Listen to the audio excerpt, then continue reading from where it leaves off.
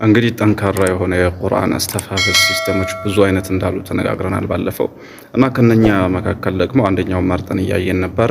በትንሹ 10 መሐፈዝ የሚፈልገውን ሰፍሐ መቅራት እንዳለበት ተነጋግረናል።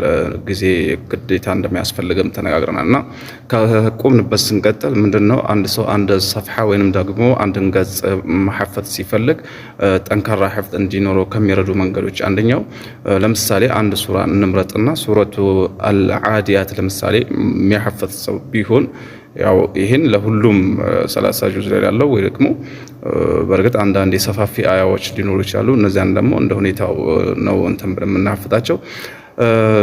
ለምሳሌ ዓዲያትን ሲያሐፍዝ አንድ ሰው ቢስሚላህ الرحمن الرحيم መጀመሪያ ደጋግሞ በነዘር እንደቀረው ተነጋግረናልና ወደ ሐፍዝ ሲገባ والعاديات ضبحا ምትለዋን ነው መጀመሪያ የሚያሐፍዘው ደጋግሞ ይላታል። والعاديات ضبحا والعاديات ضبحا والعاديات ضبحا ሚለውን ደጋግሞ ይላል ማለት ነው። እሱን መሐፈዙን ሲያረጋግጥ ወደሚቀጥለው አያ ይሄዳል ማለት ነው።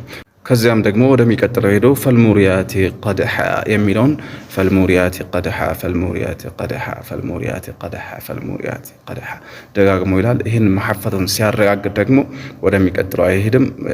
ይህን መጀመሪያ ወልዓዲያቲ ضبحا ያለውን ያሐፈዘውና ፈልሙሪያቲ ቀድሐ ያለውን ሁለቱን አያዎች የማያያዝ ስራ በነገራችን ላይ የማያያዝ አስተፋፈዝ ነው የምንለው።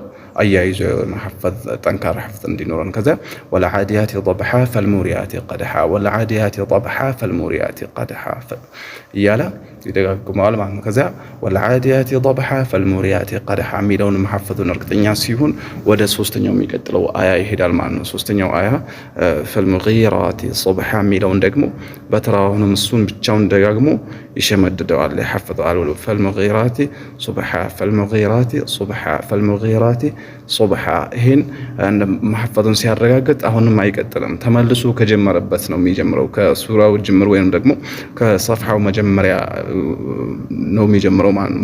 መሐፈዝ ከጀመረበት አያ ስለዚህ ምን ይሆናል ማለት ነው? ወልዓዲያቲ ضبحا ፈልሙሪያቲ ቀድሐ ፈልሙጊራቲ ሱብሐ ወልዓዲያቲ ضبحا ፈልሙሪያቲ ቀድሐ ፈልሙጊራቲ ሱብሐ።